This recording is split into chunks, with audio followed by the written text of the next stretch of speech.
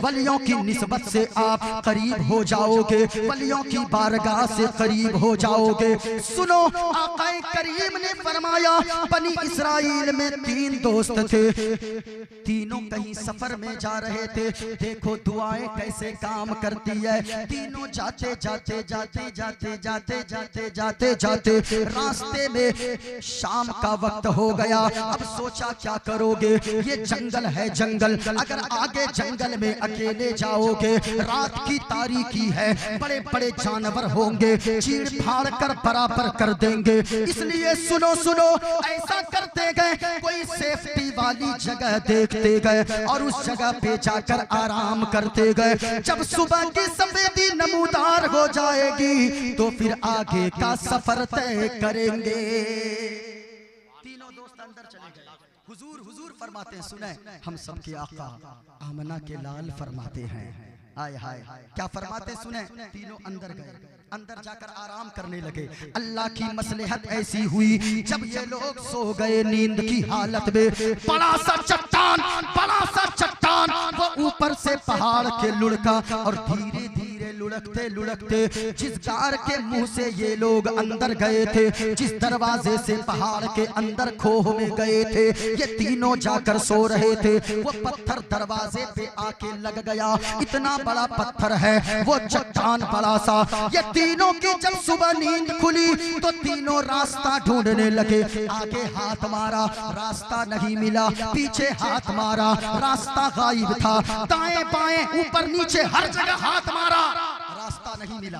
अब तीनों ने सोचा ऐसा करो, हमने सुना है जो नेकियां हमने की है उस नेकी का वसीला देकर अल्लाह की बारगाह में दुआ मांगो।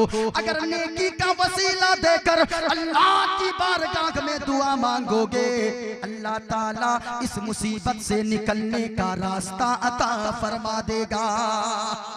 साहिबो सुनो, जब नेकियां मुसीबत को टाल सकती है, नेकियों की के वसीले से दुआ मांगी जाए, तो फिर बताओ अल्लाह वालों के वसीले से दुआ मांगी जाए तो वो मुसीबत को नहीं टाल सकती है। उनकी निस्बत मुसीबतों को टाल देती। कैसे, सुनो दुआएं क्या काम करती है। उनमें से एक ने कहा, सुनो सुनो, ये मुसीबतें तो बुराई करने की वजह से आती है, कोई नेकी अगर हो, नेकी का वसीला देकर अल्लाह की बारगाह में दुआ मांगो। ओ माँ बहनों तुम भी सुनो, नौजवानों बूढ़ों बच्चों आप भी सुनो। उनमें से एक शख्स खड़ा हो गया, कहने लगा, दुआ मांगने लगा, कहा ओ मेरे दोस्तों, एक नेकी मुझे याद आई है। कहा जल्दी दुआ मांग जल्दी। पहला दोस्त दुआ के लिए हाथों को उठाया, ओ सुनना लोगों, दुआ करने लगा, ए पाक परवरदिगार आलम, तू तो दिलों के हाल को जानता है। या पाक परवरदिगार आलम, तू तो दिलों के राज को जानता है। मालिक मेरे पास कोई और तो नेकी नहीं गए, अलबत्ता एक नेकी जरूर मुझे याद आ रही है। वो नेकी ये गए, मैं बकरियां पालता हो, मैं बकरियां चराया करता हो। मालिक तू तो जानता है, रोजाना बकरियों को लेकर चराने जंगल जाता हो।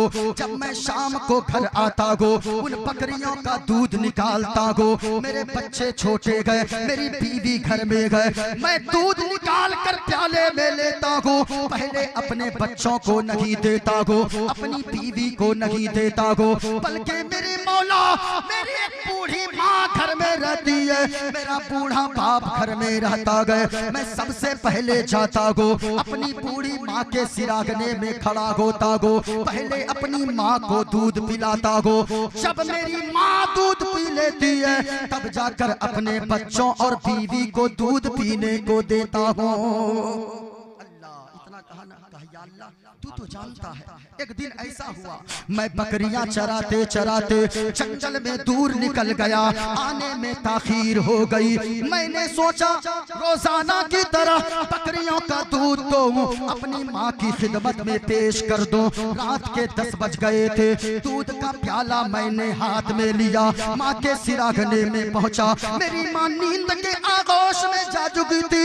मैंने सोचा अगर मैं माँ को बेदार करूंगा, मेरी माँ की नींद में खलल वाक़े ना हो जाए।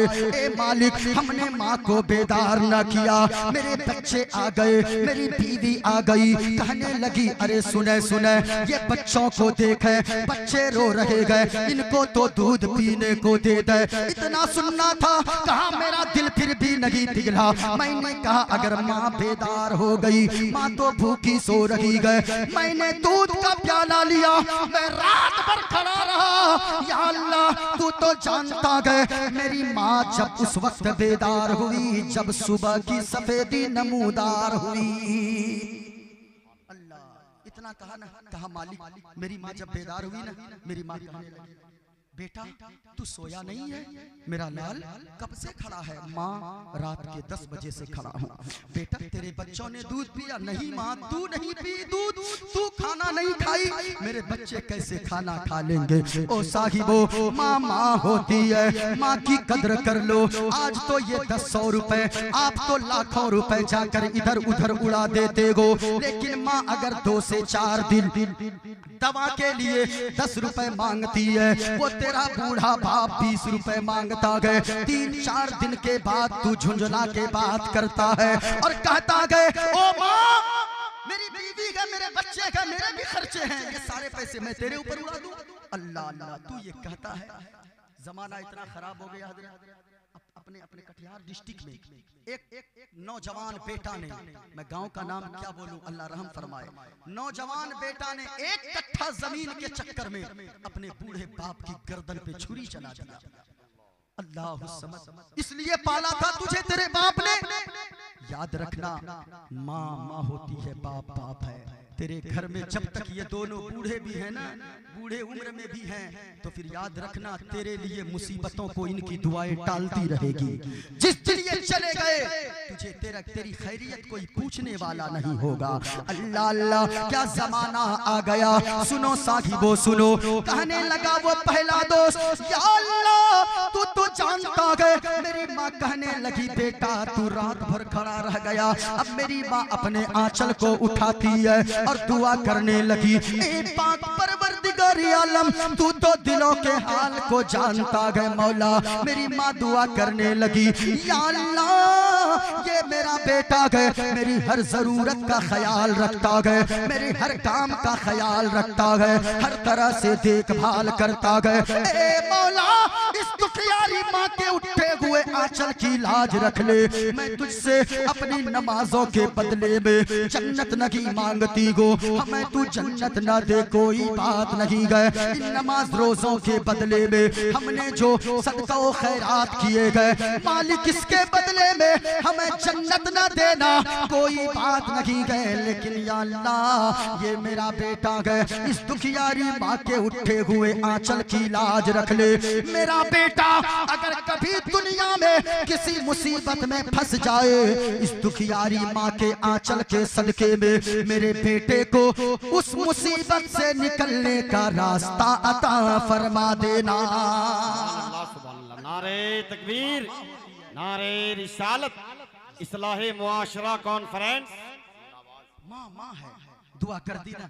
कहा कि मेरे मौला, कितने दोस्त थे? ऊंचा बोलो। 3 दोस्त। कहाँ फंस गए थे? गार में फंसे थे।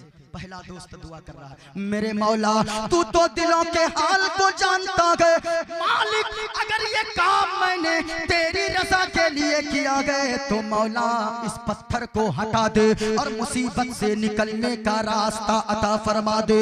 नबी फरमाते गए, दोनों आलम के मालिक को मुख्तार फरमाते गए, आमना के लाल फरमाते गए, सज्जद अबरार फरमाते गए, नबियों के सरदार फरमाते गए। अभी पहले दोस्त ने मांगा था, अभी चेहरे पे हाथ भी नहीं फेरा था कि पत्थर हट गया, सूरज की रोशनी थोड़ी थोड़ी अंदर आने लगी। अल्लाह, जब इतना कहा ना, साहिबों माँ बाप की दुआएं लिया करो, बुजुर्गों की दुआएं लिया करो। ये मुसीबत टल रही है किसकी वजह से? दुआओं की वजह से। लोगों, अगर किसी की माँ नाराज है, किसी का बाप नाराज है, यहाँ से उठ के इस्लाहे मुआशरा कॉन्फ्रेंस से उठ के घर जाना, अपनी माँ के कदम से लिपट जाना और कहना, ओ मेरी माँ आप अगर नाराज हो तो फिर मेरी जन्नत रूठ जाएगी। मेरे मौला, मेरी माँ तू राजी हो जा। अपनी माँ से कहना प्यारी माँ मुझको तेरी दुआ चाहिए, तेरे आंचल की ठंडी हवा चाहिए। ओ साहिबो सुने, एक शेर याद है, एक शेर मैं पढ़ दूं। लोरी गा गा के मुझे को सुलाती है तो। आज औरतें लोरियां गाती है, हमारे इलाके में लोरी गाती औरतें। वो बच्चे को गोद में लेती है, वो नात नहीं पढ़ती, दुरूदे पाक नहीं पढ़ती, एक लोरी गाती है, गोद में लेती है और कहती आरे आबा पारे आबा नदिया किनारे आबा सोने के कटोरिया में दूध भात लेते आबा बाबू के मुंह में घुटू। सुनाती है। मैं कहना चाहूंगा माँ अगर तू नेक बनेगी तेरी बच्ची नेक हो जाएगी। ओ साहिबो आप अगर फरमा बरदार अगर बन जाओगे, दीनदार बन जाओगे, आपका बच्चा दीनदार हो जाएगा। आप कहोगे वो कैसे? सुनो माँ बहनों सुनो, एक बुजुर्ग का नाम है हजरत मोहम्मद बिन सुलेमान जजूली रहमतुल्लाह अलैह। वो बुजुर्ग बहुत बड़े बुजुर्ग है, रास्ते से चल रहे थे, अचानक असर की नमाज का वक्त हो गया। देखो देखो कि जब माँ नेक होती है तो बच्ची कैसी होती है। बाप अगर नेक होता गए तो फिर बच्चा कितना दीनदार होता गए। बच्चों को अल्लाह क्या मकाम देता गए। हजरत मोहम्मद बिन सुलेमान जजूली चल रहे गए, असर की नमाज का वक्त हो गया। अब सोचा क्या करूं क्या करूं, पानी तो नजर नहीं आ रहा। एक कुआं नजर आया, करीब गए कुआं के। जैसे कि कुआं के करीब पहुंचे तो डोल और रस्सी तलाश करने लगे कि पानी बाहर निकालूं और वजू कर लो, लेकिन कोई डोल और रस्सी का इंतजाम ना हुआ। जब इंतजाम ना हो सका तो उसके बाद इधर उधर देखने लगे। करीब के घर की छत से एक 7 साल की बच्ची वो सारा नजारा देख रही थी। वो कहने लगी बाबा जी क्या तलाश कर रहे हो? कहा बेटी डोल और रस्सी तलाश कर रहा हो। बाबा जी क्या करोगे? पानी निकालोगे? कहा पानी निकालूंगा। आपका नाम क्या है? कहा मुझे दुनिया वाले मोहम्मद बिन सुलेमान जजूली के नाम से जानते गए। बाबा जी आप ही हो मोहम्मद बिन सुलेमान जजूली? आप हो, और आपको भी डोल और रस्सी की जरूरत पड़ती है? कहा कि बेटी सबों को जरूरत पड़ती है, कुएं से पानी निकालने के लिए डोल और रस्सी की जरूरत पड़ती है। वो बच्ची कहने लगी बाबा जी वहीं रुक जाइए। छत से वो बच्ची उतरी, कुएं के पास आई, अपना थूक डालती है। कुएं के अंदर थूक डालना था। थूक की बरकत ये हुई कि कुएं का पानी खुद ब खुद ऊपर आने लगा। जैसे ही ऊपर आया का हजरत जी वजू कर ले। हजरत मोहम्मद बिन सुलेमान जजूली ने वजू फरमाया, असर की नमाज अदा की। फरमाया ओ बेटी ये बता तुझे ये मकाम कहाँ से मिला, ये मर्तबा कहाँ से मिला? इतना सुनना था। वो लड़की कहने लगी 6 साल की बच्ची थी। देखो देखो माँ नेक होती है तो बेटी को अल्लाह क्या मकाम अता फरमाता गए। सुनो साहिबो ये जो आप चेहरा देख रहे गए, माँ नेक होती है, माँ सैयदा गए, उनकी औलाद को देखो चेहरा कितना चमक रहा गए। ओ लोगो सुनो सुनो, माँ अगर कनीज़े फातिमा होगी, बेटी भी कनीज़े फातिमा होगी। बाप मुस्तफा का गुलाम होगा तो बेटा भी आले रसूल का गुलाम होगा। सुनो सुनो बच्ची कहने लगी बाबा जी इसमें मेरा कमाल कुछ नहीं गए, इसमें मेरी माँ का कमाल गए। ओ बेटी वो क्या कमाल गए? कहा बाबा जी मेरी माँ का कमाल ये गए, मैं रात को जब बिस्तर पे सोने जाती हूँ मेरी माँ तस्बीह के 100 दाने देती है और कहती है ओ मेरी बेटी उस वक्त तक तू सो नहीं सकती है जब तक के मदीने वाले मुस्तफा हसनैन के नाना पर 100 मर्तबा दुरूद पाक न पढ़ लेती है। और बाबा जी इसी 100 मर्तबा दुरूद पढ़ने की बरकत है, माँ की तरबियत की बरकत है, अल्लाह ने मुझे ये मकाम अता फरमा दिया है। नारे तकबीर, नारे रिसालत।